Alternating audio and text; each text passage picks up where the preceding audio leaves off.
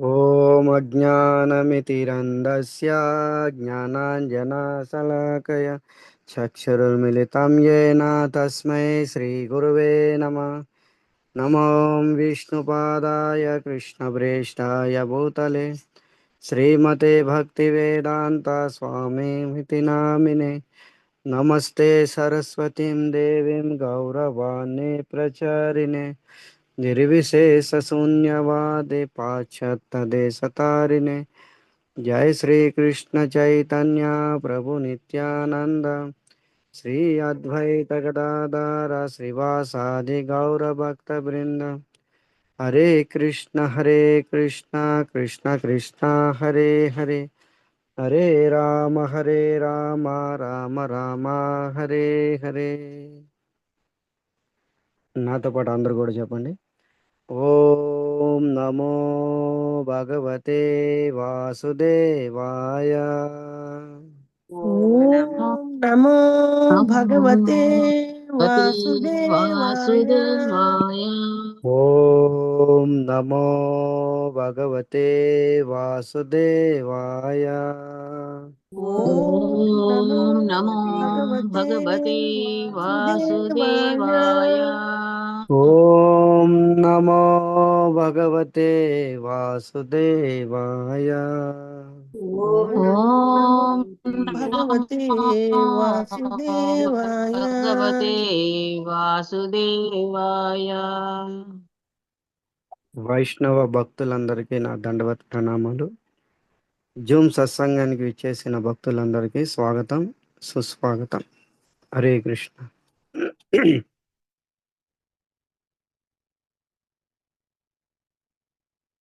So మనం అందరం కూడా భీష్మ స్తుతి 3వ రోజుకి విచ్చేసిన భక్తులందరికీ స్వాగతం. భీష్మాచార్యుల యొక్క దివ్య ఉపదేశము తర్వాత స్తుతి శ్రీమద్ భాగవతంలో అద్భుతంగా వర్ణించారు శ్రీ సూత గోస్వామి.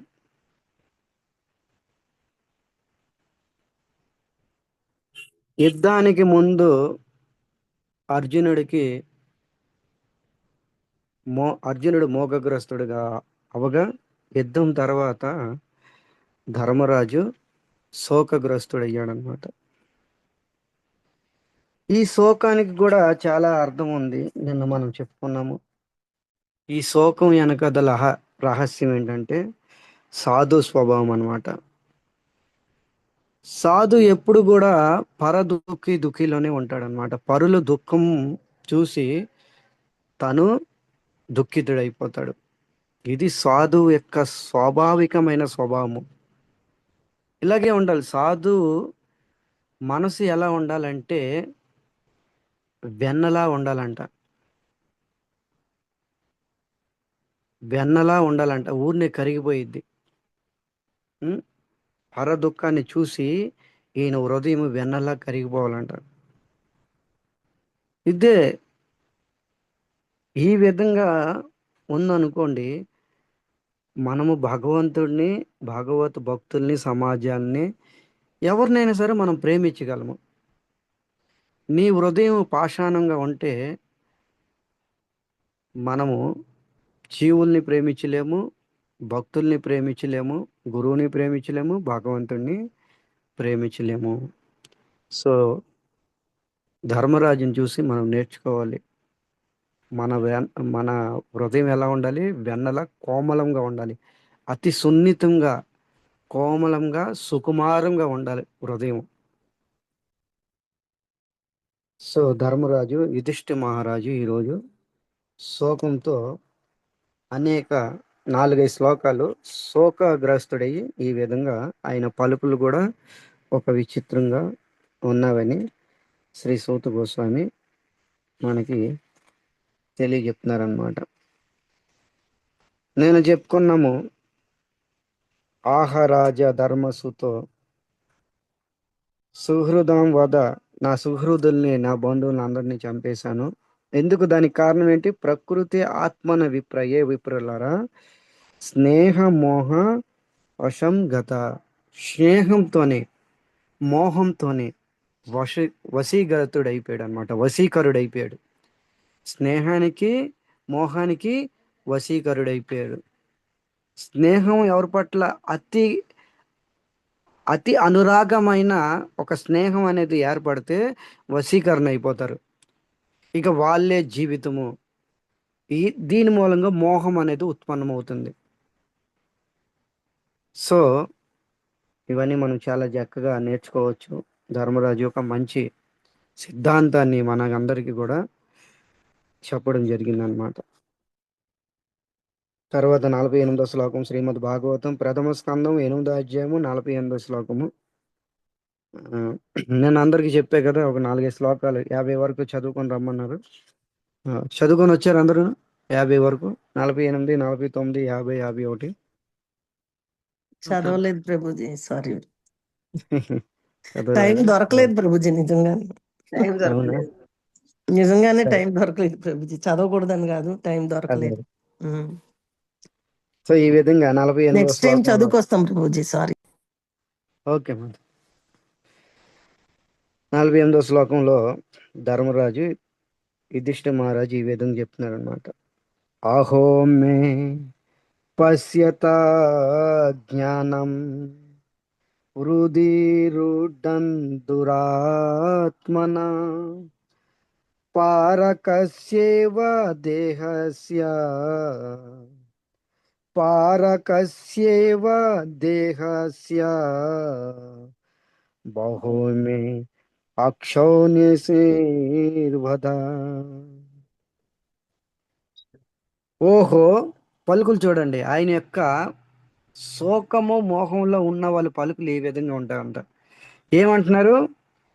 ఓహో, ఆహా అని సంస్కృతంలో ఆహా ఉందన్నమాట. అహోమే.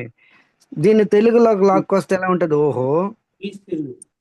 దీన్ని తెలుగులోకి తీసుకొస్తే ఎలా ఉంటుంది? ఓహో, నేను ఎంత అజ్ఞానిని చూడు. అహో మే పశ్యత అజ్ఞానం. నేనెంత అజ్ఞానిని, నేనెంత అజ్ఞానిని. ఈ అజ్ఞానంతో నా హృదయము వృధి రూఢం దురాత్మన. ఈ అజ్ఞానంతో ఏమైంది? నా హృదయము రుడ్డం దురాత్మన, కఠిన పాషాణం అయిపోయింది. నా హృదయము కఠిన పాషాణం అయిపోయింది, దురాత్మన అయిపోయింది. ఎంతో చూడండి, ఎంత చక్కగా చెప్తున్నారు చూడండి. నా హృదయము కఠిన పాషాణమైంది. దానికి కారణము అజ్ఞానము. నేను ఎంత అజ్ఞానని. హృది రుడ్డం దురాత్మన, నా హృదయము కఠిన పాషాణం అయిపోయింది. ఏం చేసావయ్యా నువ్వు అని ధర్మరాజుని అడిగామనుకోండి, ఏం చేయలేదు. పారకస్య దేహస్య, ఈ పరాయ శరీరము, ఆ, ఈ శరీరం పరాయిది. ఇది ఎప్పుడు మన తోడు రాదు. నా భూతకాలంలో వచ్చిందా, వర్తమానంలో వస్తుందా, భవిష్యత్తులో కూడా వస్తుందా నమ్మకం లేదు. భూతకాలంలో తోడుందా, లేదా ప్రజెంట్ ఏమైనా ఇప్పుడు ఉందా, లేదా భవిష్యత్తులో ఎప్పుడైనా వస్తుందా? ఏదీ లేదు.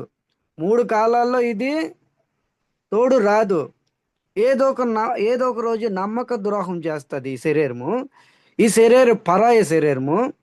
ఇలాంటి శరీరం కోసము, ఇలాంటి శరీర సుఖం కోసము పారకస్య, ఈ శరీరం ఏంటిది? పరాయ, ఇది మనది కాదు. ఎంత అజ్ఞానము, ఎంత అజ్ఞానము. రుడ్డన్ దురాత్మన, నేను ఎంత దురాత్మన అయిపోయాను, ఎంత అజ్ఞానం చూడండి.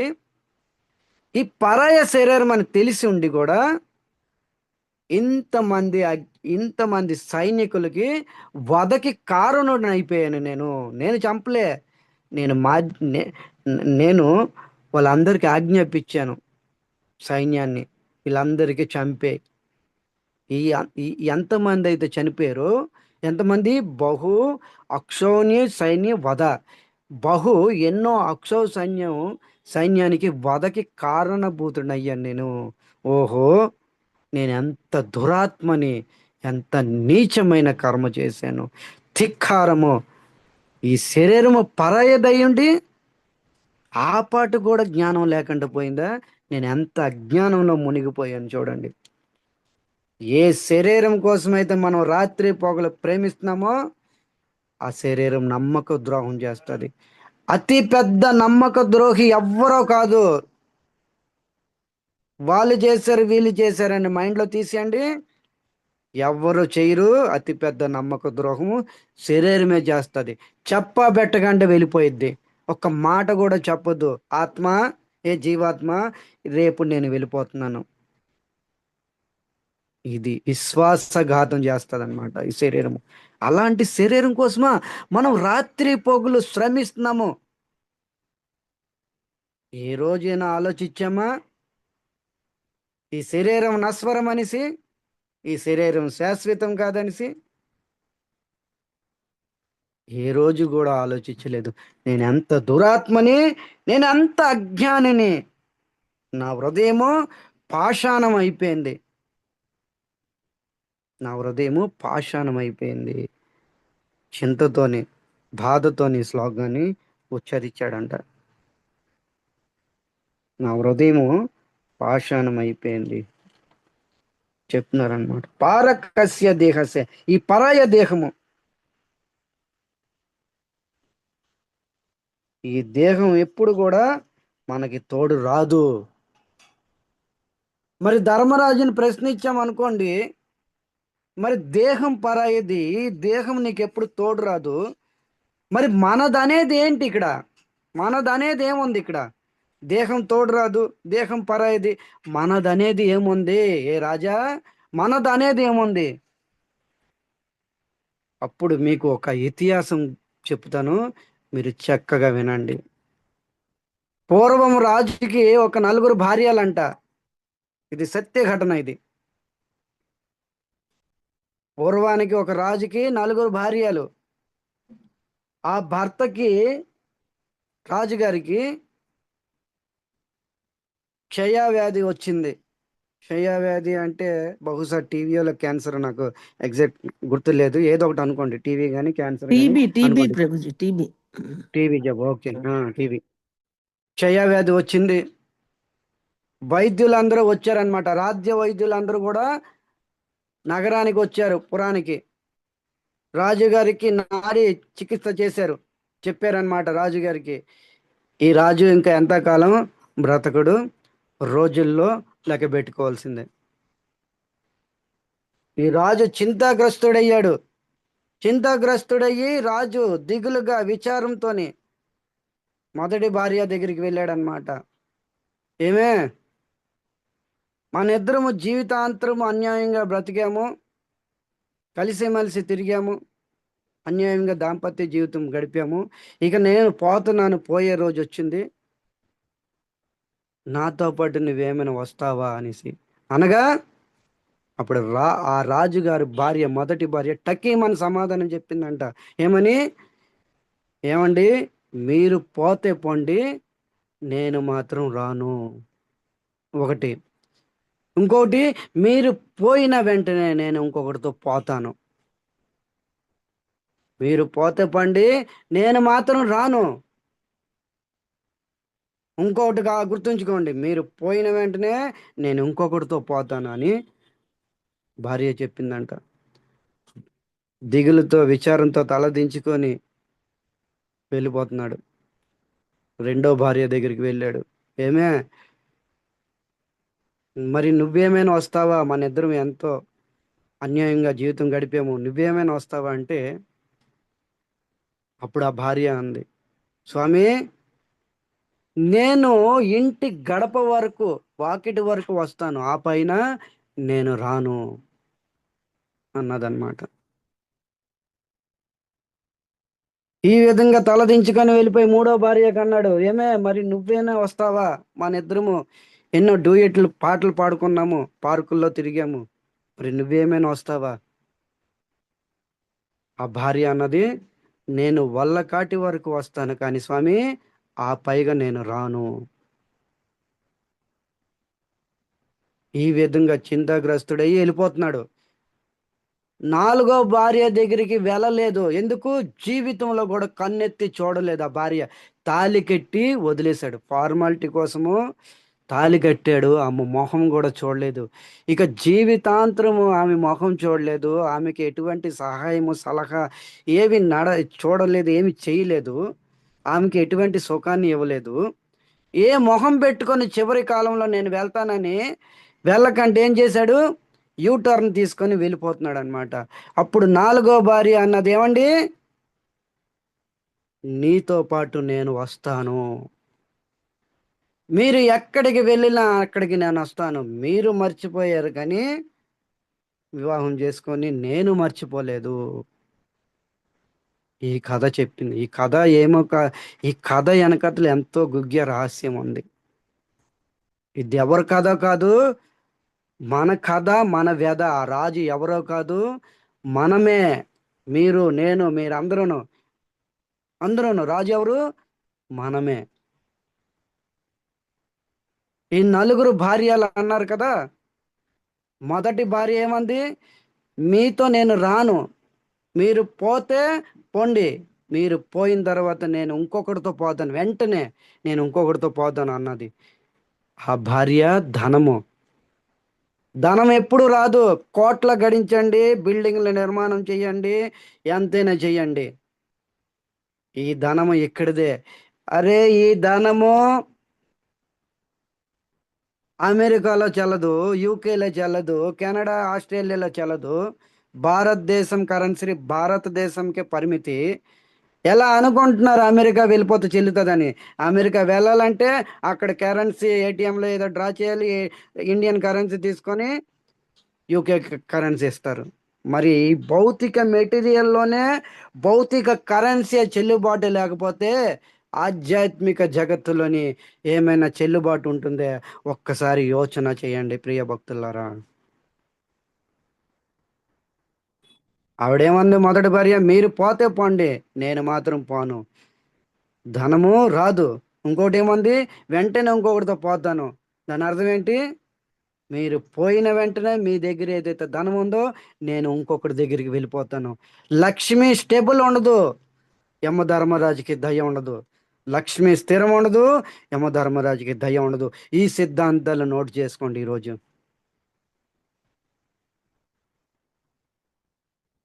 ఈరోజు మన దగ్గర కోట్ల ఉంది, ధనం ఉందంటే రేపు ఇంకొకటిది. లక్ష్మి స్టేబుల్ ఉండదు, తిరుగుతూ ఉంటుంది. చంచల లక్ష్మి తిరుగుతూ ఉంటుంది. అది జస్ట్ మీ యొక్క ఆయువు ఉన్నంత వరకు దాన్ని భోగిస్తారు అంతే. ఆ పుణ్యం యొక్క భోగము అంతవరకే. అది కూడా మధ్యలోనే మిస్ అయిపోతూ ఉంటుంది ధనము. ఎవరో ఒక వ్యక్తి ద్వారాగా ఐపి పెట్టడము, లేకపోతే వేరే వాళ్ళకి ఇచ్చి మోసపోవడము, ఇవన్నీ జరుగుతూ ఉంటాయి. అంతవరకే మనకి ఆ ధనం యొక్క భోగం అనుభవించే రాతుంది.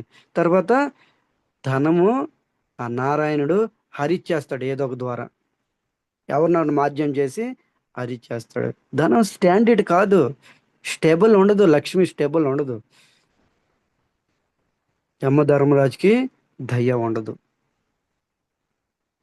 చూడండి, మనం పోకముందే వీలునామాలు రెడీ చేస్తారు. మరి ఏంటిది? మనం ఇంకా పోలే, మంచం మీద ఉన్నాము, అంతిమ శ్వాస లెక్క పెడుతున్నాడు. బతికున్న వాళ్ళకి టెన్షన్, వీడు ఎక్కడైతే ఆస్తులు ఉంచాడో చెప్పకుండా పోతాడేమో. తాతగారండి, నాన్నగారండి, సంతకం పెట్టేయండి, మీరు పోతే పోయారు. ఇంటికి పోకముందే ఇల్లు మొక్కలు చేస్తారు, ఆస్తుపాస్తులు పంపకాలు. మరి ఇది కాదా? మొదటి భార్య ఏమంది? మీరు పోండి, నేను రాను మీతోని, మీరు పోయిన తర్వాత ఇంకొకటితో పోతానని. ఈ ధనము మొదటి భార్య. ఇక రెండో భార్య ఏమంది? నేను మీకు గుమ్మం వరకు, గడప వరకు వస్తాను, గడప పైన రాను. వాస్తవికమైన భార్య, తాళి కట్టిన భార్య గడప వరకే వస్తుంది కానీ వాకిటి బయట వరకు ఆ పైగా రాలేదు. వచ్చిన ధర్మ విరుద్ధమే అది. కావాలన్నా రాలేదు, ధర్మ విరుద్ధం, రాకూడదు కూడాను. అందుకని ఆవిడ కూడా రాదు. ఇక మూడో భార్య ఏమంది? నేను వల్లకాటి వరకు వస్తాను. మీరు ఎవరినైతే నమ్ముకున్నారు కదా, ఈ బంధువులు, మిత్రులు, స్వజనులు, వాళ్ళు ఎక్కడి వరకు వస్తారు? గోవిందా గోవిందా అనుకొని వల్లకాటి వరకు వస్తారు. గోవిందా గోవిందని వల్లకాటి వరకు వస్తారు, పైగా రారు. ఏదనా యవ్వన పుత్రే పరిజన ఏదేకియా చెప్పారత్తి తీరే. రే పిచ్చి వల్లరా, ఆ ఈ ధనము, యవ్వనము, పుత్ర పరివారము నీతో ఏమైనా వస్తారా తోడికి? నువ్వు భ్రాంతిలో బ్రతుకుతున్నావు. లే, మేల్కో, వాస్తవ స్థితికి రా, వాస్తవ స్థితికి రా. తర్వాత 4వ భార్య జీవితంలో కన్నెత్తి కూడా చూడలేదు. ఆవిడ ఎవరో కాదు, మన హృదయంలో ఉన్న పరమాత్మ. పరమాత్మని ఎప్పుడు గుర్తించలేదు. ఆయన క్రియాముద్రలు, క్రియాకర్మలు గుర్తించలేదు, ఎప్పుడు తెలుసుకోలేదు.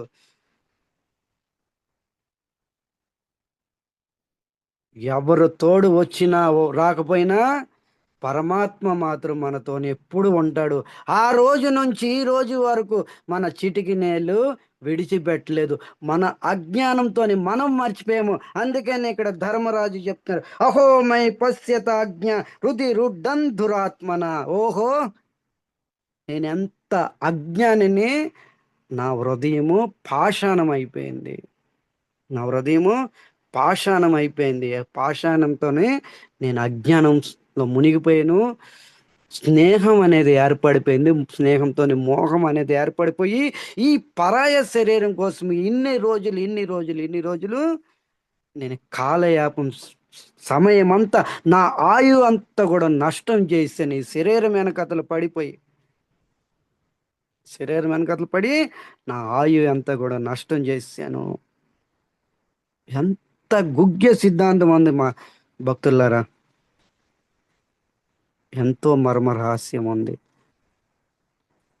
సో ఈ విధంగా ఈ పరాయ శరీరం కోసము బహుమే అక్షౌ సైన్య వధ,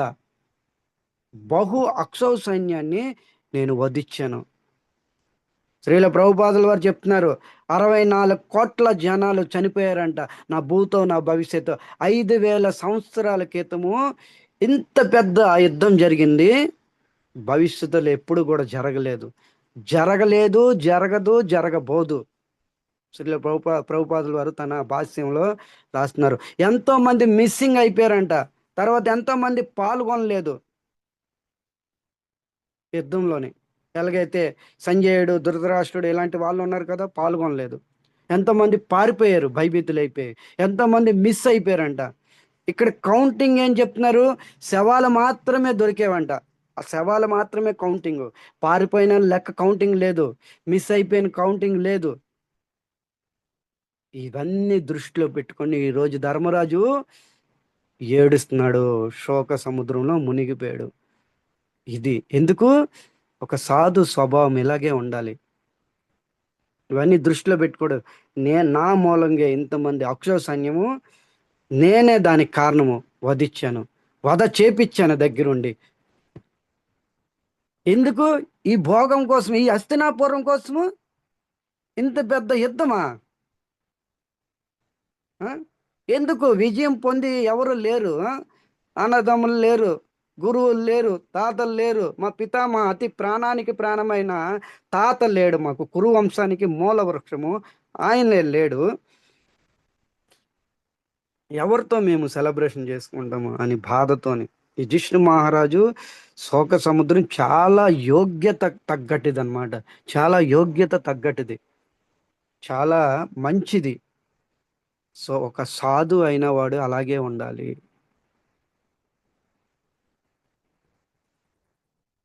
సో ఈ విధంగా చెప్తున్నారనమాట. మీకు ఒక చిన్న కథ చెప్తాను చూడండి. ఒకరోజు సాధు ఇంట్లో దొంగతనం జరిగిందంట. ఒక సాధు సన్యాసి భక్తుడి ఇంట్లో దొంగతనం జరిగింది. దొంగతనం జరిగిన తర్వాత దొంగ, సాధు ఇంట్లో, సన్యాసి ఇంట్లో ఏముంటాయి, ఒక బాల్టేస, మగ్గో, ఏదో గిన్నె పాత్ర ఉంటాయి, ఇంకా అంతకంటే ధనము బంగారం ఏమి ఉండదు కదా ఒక సాధు సన్యాసి ఇంట్లో. అదే తీసుకొని వెళ్ళిపోయాడు దొంగ. ఇక ఈ సాధు ఆ దొంగను పట్టుకోవడానికి పరుగులు తీశాడు. ఈ దొంగ పాస్ట్కి పరిగెడుతున్నాడు. సన్యాసి, బ్రాహ్మణ వైష్ణవులు వాళ్ళైతే శూద్రులు, వేగంగా పరిగెడతారు. ఒక సాధు సన్యాసి బ్రాహ్మణుడు వేగంగా పరిగెత్తలేరు కదా. ఇక వాడి స్పీడ్ పెరిగింది, ఈ సన్యాసి స్పీడ్ తగ్గిపోయింది. ఇక తిరిగి తిరిగి వాడు దూరంగా వెళ్ళిపోయాడు. ఈ సాధు ఆగిపోయాడు అనమాట. ఈ సన్యాసి సాధు ఆగిపోయాడు.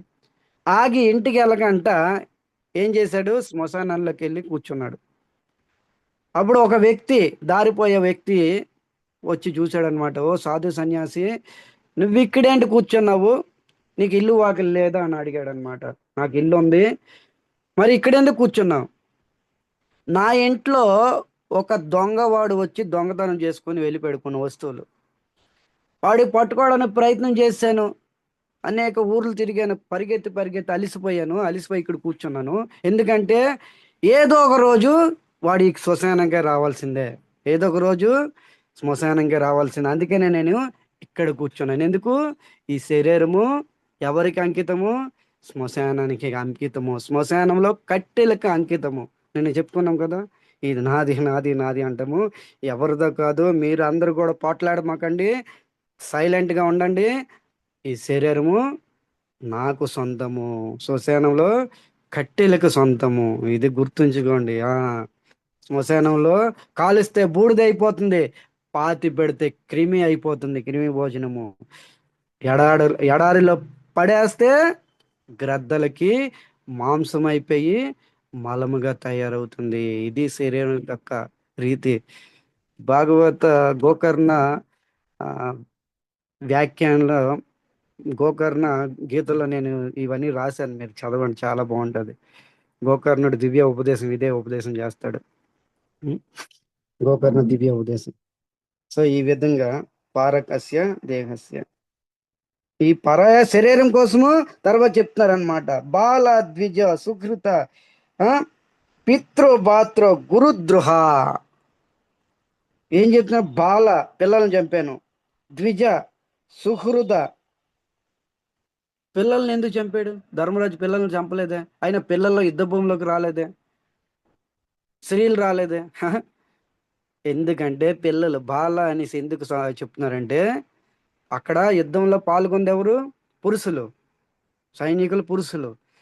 ఇక పురుషులు చనిపోయిన తర్వాత పిల్లలు కూడా అనాథలు అయిపోయారు. ఇక తండ్రి లేని పిల్లలు అనాథలు, వాళ్ళకి హత్య చేసినట్టే అయిపోతుంది. అది కూడా హత్యయే, హత్య అది. అందుకనే ఇక్కడ తర్వాత శ్లోకం చెప్తున్నారు, బాల ద్విజ సుహృద. ద్విజ అంటే బ్రాహ్మణ వైష్ణవులకి, గురువులు లాంటి వాళ్ళకి. పితృ భాతృ గురు ద్రోహ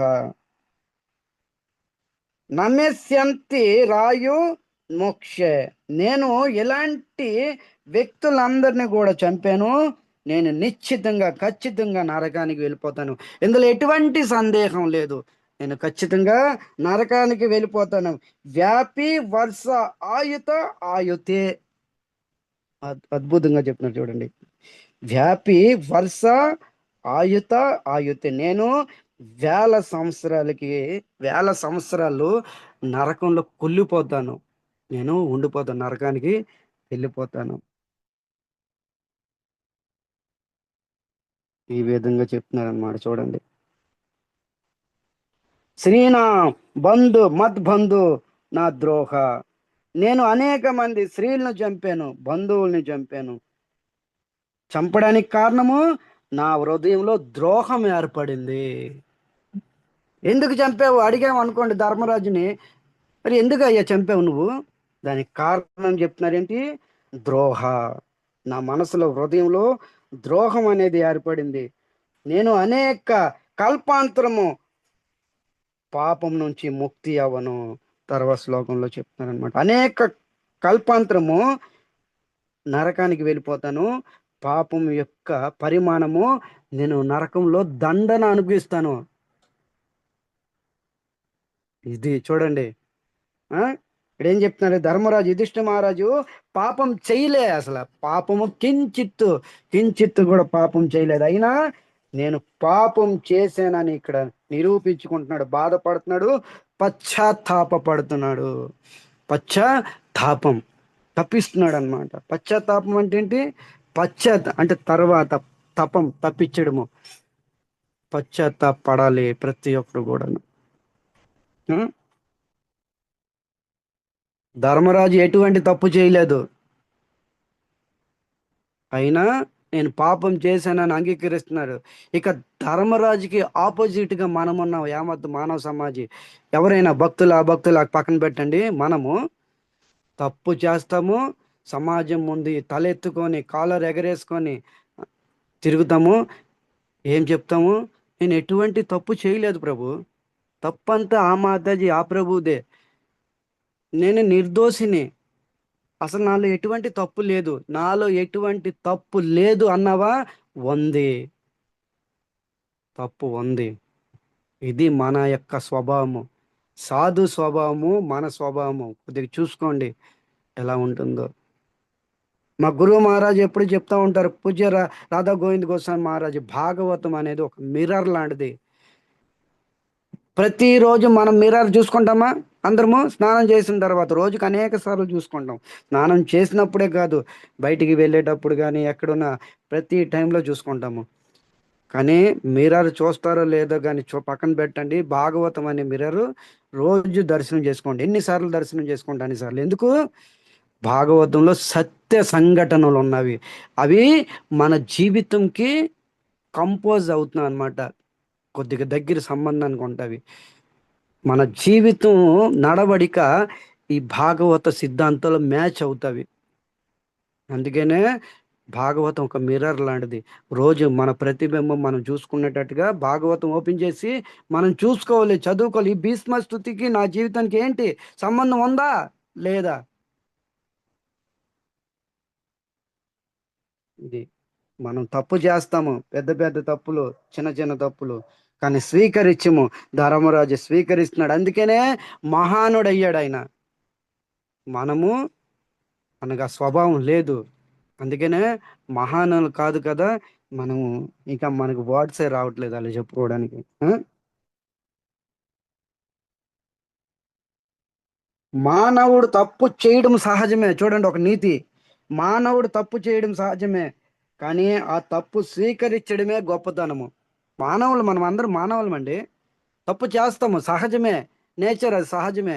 కానీ చేసిన తప్పు సరిదిద్దుకోవడము, అది గొప్పతనము. తప్పు చేయడం సహజం, అది చేసిన తప్పు సరిదిద్దుకోవడము గొప్పతనము. చేసిన తప్పు సరిదిద్దుకొని వాళ్ళు ఏమంటారు? దేవతా స్వభావము. మానవుడు తప్పు చేస్తాడు, ఆ తప్పుని సరిదిద్దుకోవడము వాళ్ళని దేవతా స్వభావం అంటారు. తప్పు చేయకపోవడము సాధు స్వభావము. అసలు ఏ తప్పు కనిపించనిది భగవత్ స్వభావము, వాళ్ళనే భగవంతుడు భగవత్ స్వభావం అంటారు. ఏ తప్పు కనిపించదు భగవంతుడికి. వీడు దొంగతనం చేశాడా, వీడు కిడ్నాప్ చేశాడా, వీడు మాలలు చేశాడా, అసలు ఏది కనిపించదు. ఎందుకు? సమూహం సర్వభూతేశ, అందరూ నాకు ఒకటే. దొంగోడికి భోజనం పెడతాను, భక్తుడికి భోజనం పెడతాను, నాకు తేడా ఉండదు. ఎలాగైతే మీకు ఉదాహరణకి ఇస్తాను, చిన్న పిల్లలు అందరూ సమభావంలో ఉంటారు, వాళ్ళకి ఎటువంటి రాగద్వేషాలు ఉండవు పిల్లలకి. అందుకనే మన పెద్దలు ఏమంటారు? పిల్లలు భగవత్ స్వరూపం, ఇదే. ఎందుకంటాం? ఇదే, దీనికోసమే వాళ్ళలో భగవత్ భావన ఉంది. ఇక పెద్ద అయిన తర్వాత మైండ్ ఎప్పుడైతే మెచ్యూరిటీ అవుతుందో అప్పుడు ఇవన్నీ వికారపు భావాలు వస్తాయి మనలోని. చూడండి ఎంత ఎదుగుతున్నామో, మైండ్ మెచ్యూరిటీ మంచి లక్షణాలకు వెళ్ళాలి, కానీ మన మైండ్ మెచ్యూరిటీ దుష్కర్మ స్థితిలోకి వెళ్తుంది. మనం చెప్పుకుంటాం పెద్ద సొపస్టిక్, నేను పెద్ద, I'm something special, I'm senior. నీ సీనియర్ నీ పరమాత్మకు తెలుసును, నీ లోపల ఏముందో. వేద ధర్మరాజులాగా చెప్తారు, నేను హరిశ్చంద్రుని. ఇది సో ఈ విధంగా తప్పు చేయడం సహజమే, మానవుడు తప్పు చేస్తాడు, ఆ తప్పు సరిదిద్దుకోవడం, స్వీకరించడము గొప్పతనం. తప్పు చేసామా, దాని తాపం తప్పించాలంట, దాన్నే పశ్చాత్తాపం అంటారు. ఎంతవరకు అయితే నువ్వు తప్పించో నీ యొక్క తేజస్సు పెరగదు. ఎలాగైతే బంగారం ఎంతో అమూల్యమైంది, విలువైంది, దాన్ని అగ్నిలో అయినంత వరకు దాని యొక్క ప్రతాపము తేజస్సు బయటికి రాదు. అలాగే మనం ఎంతవరకు అయితే తప్పించమో అంతవరకు మనకు మేలు జరగదు. ఈ లోకంలో కానీ పరలోకంలో కానీ ఏ లోకంలో మేలు జరగదు ప్రియ భక్తులారా. సో ఇది మనము గుర్తుంచుకోవాలి. కృష్ణుడు అన్నాడు అనుకోండి, ఓకే నువ్వు పాపం చేసావు అంటున్నావు, నువ్వు స్వీకరిస్తున్నావు, ఓకే నమ్ముతాను. మరి నువ్వు పాపంతో పాటు పుణ్యం కూడా చేసి ఉంటావు. జీవితంలో ఎంతో దాన ధర్మాలు చేసావు, అశ్వమేధ యజ్ఞాలు చేసావు, రాజసూయ యజ్ఞాలు చేసావు, ఇవన్నీ గుర్తుకు రావట్లేదా? ఇవి కూడా చేసావు కదా. పాపం అయితే నా దృష్టిలో నువ్వు చేయలేదు. ఇది ఏది జరిగిందో ధర్మయుద్ధమే. ఓకే నీ బట్టి నేను అనుకుంటా నువ్వు పాపం చేసావు. మరి పాపంతో పాటు పుణ్యం, అనేక పుణ్యం, సాధారణ పుణ్యం చేయలేదు. ఈ కలియుగ మానవుల్లాగా ఏదో నీళ్ళు ఇచ్చి పాలు ఇచ్చి 150 డొనేషన్లు ఇచ్చి పుణ్యం కాదు నీది. అశ్వమేధ యజ్ఞాలు చేసావు, రాజసూయ యజ్ఞాలు చేసావు, మహామహా పెద్ద పెద్ద రాజులు చేయని కార్యక్రమాలు, నువ్వు పరాక్రమ కార్యక్రమాలన్నీ కూడా నువ్వు చేసావు. మరి నువ్వెందుకు బాధపడుతున్నావు? ఇప్పుడు మంచి ఉదాహరణ చూడండి, లెంపకాయ కొట్టినట్టుగా ఉంటుంది మనకి. ఏం చెప్తున్నారు తర్వాత శ్లోకము 52లోని, యదా పంకేన పంకాంబ సురాయవా సురాకృతం భూతహత్యా తదైవాక్యం నా యజ్ఞార్మరష్టుమర్హతే. ఏం చెప్తున్నారు? యదా పంకేన పంకాంబ, ఏ కృష్ణ మీరు చెప్తున్నారు పుణ్యం ద్వారా పాపము ఎప్పుడు మినాయింపు జరగదు. పుణ్యం ద్వారా పాపము ఎప్పుడు మినాయింపు జరగదు. మీరు చెప్పిన సూచన ఎలా ఉందంటే బురద ద్వారా బురద శుభ్రం చెయ్యి అంటున్నారు. కానీ నేనేం చెప్తున్నాను, బురద ద్వారా బురద శుభ్రం అవదు కృష్ణ. బురద ద్వారా బురద శుభ్రం అవదు. అలాగే మలము ద్వారా మలము శుభ్రం అవదు. అలాగే పుణ్యము ద్వారా పాపము కత్తిరింపబడదు. పాపం పాపం కరమే, పుణ్యం పుణ్యకరమే. పాపం చేస్తే పాపం యొక్క ఫలితం అనిపించాలి, పుణ్యం చేస్తే పుణ్యం యొక్క ఫలితం అనిపించాల్సిందే. అంతేగాని పాపం ద్వారా పుణ్యం అనేది మినాయింపు, కత్తిరింపు ఉండదు దీంట్లోని. డిస్కౌంట్లు, సేల్స్ ఇలాంటివి ఏమి ఉండవు. కృష్ణుడికి ప్రవచనాలు చెప్తున్నాడు చూడండి ధర్మరాజు. కృష్ణుడు పరీక్షించాడు అనమాట, ఏం చెప్తాడనేసి. తెలుసు కృష్ణుడికి ధర్మరాజే. ధర్మరాజు లాంటి వ్యక్తి లేడు. నీ ధర్మరాజు పరిచయం ఇచ్చాం కదా మీకు. యక్షుడు 100 ప్రశ్నలు వేశాడు ధర్మరాజుకి, యుధిష్ఠి మహారాజుకి. 100 ప్రశ్నలకు 100 ప్రశ్నలు సమాధానం చెప్పాడు నాన్ స్టాప్గా. మళ్ళీ షరతు ఏం పెట్టాడు? ఒక్క ప్రశ్నకు కానీ రాంగ్ ఆన్సర్ ఇచ్చావా పరిమాణం ఏమవుతుంది, దాని యొక్క విపరీత ఫలితం నీ తమ్ముళ్ళు అందరూ కూడా చనిపోతారు, దాంతోపాటు నువ్వు కూడా చేస్తావు. చూసుకో, డైరెక్ట్ జాగ్రత్త, హెచ్చరిస్తున్నారు. సావధాన్, చాలా చక్కగా ఇవ్వు. ఈ ధర్మరాజు ఇంటి నుంచి ప్రిపేర్ అయ్యి రాలే మనలోకి. ఇప్పుడు క్లాసులకు నేను ప్రిపేర్ అయ్యి వస్తాను, మీరు కూడా చదువుకొని వస్తున్నారు కదా. ధర్మరాజు ఇంటి నుంచి ప్రిపేర్ అయ్యి రాలే. యక్షుడు అడుగుతున్నాడు, టకా టకా టక్ మన ఫైల్ ఓపెన్ అయిపోతుంది. సాఫ్ట్వేర్ కూడా అలా పనిచేయదు. సాఫ్ట్వేర్ కొద్దిగా టైం తీసుకుంటుంది కొట్టగానే, కీబోర్డ్ కొట్టగానే. కానీ ధర్మరాజు ఫైల్ ఎలా ఓపెన్ అవుతున్నామంటే టకీ టకీ టకీ టకీ అని చెప్పేశాడు. 100కు 100 ప్రశ్నలకి 100కు 100 సమాధానం చెప్పాడు. అలాంటి ధర్మరాజు. ఏం చెప్పమంటారు ధర్మరాజు విషయం? యథా పంకేన పంకాంబ, ఏ కృష్ణ పుణ్యం ద్వారా పాపం మినాయింపు జరగదు. ఎలాగైతే బురద ద్వారా బురద శుభ్రం అవదు, మలము ద్వారా మలము శుభ్రం అవదు. సురాయ సురపాత్ర, సుర మందు, మందుతో మందు పాత్ర శుభ్రం అవ్వదు. మందుతో మందు పాత్ర శుభ్రం అవుతుందా? పుణ్యం పుణ్యమే, పాపం పాపమే. దీన్ని రెండు కూడా అనుభవించాల్సిందే. సరే, లాస్ట్ కృష్ణుడు చెప్పినాడు అనమాట. సరే నువ్వు ఎంత చెప్పినా వినట్లేదు కదా, ఒక పని చేద్దాము. భరత పుంగవ, భరత వీరుడు సూర్యుడు అంబసాయి మీద పడుకొని ఉన్నాడు. మీ తాత ఆయన చెప్తాడు ఏది ధర్మమో ఏది అధర్మమో. ఈ ఉపన్యాసం అంతా ఆయన ద్వారా మనం విందాము. అందుకనే మీరందరూ కూడా రెడీ అవ్వండి. రేపు మనము కురుక్షేత్రం బయలుదేరదాము. ఆయన ద్వారా ఒక దివ్య ఉపదేశము మనము పొందుదాము. మీతో పాటు నేను కూడా పొందుతాను, నేను వస్తాను, నేను కూడా నేర్చుకుంటాను. ఎవరు చెప్తే వింటావో నాకు తెలుసును. అందుకని పాండవులారా బయలుదేరండి. ఏ ఋషి మునిలారా, వ్యాస, ద్రౌమ్య, నారద ఇత్యాది ఋషులందరూ మీరు కూడా బయలుదేరండి. మీరు వెహికల్ ఏర్పాటు చేసుకోండి. మా వెహికల్ ఏర్పాటు చేసుకొని భరత పుంగవ ఆయన దగ్గరికి వెళ్దాము. దివ్య ఉపదేశం విందాము.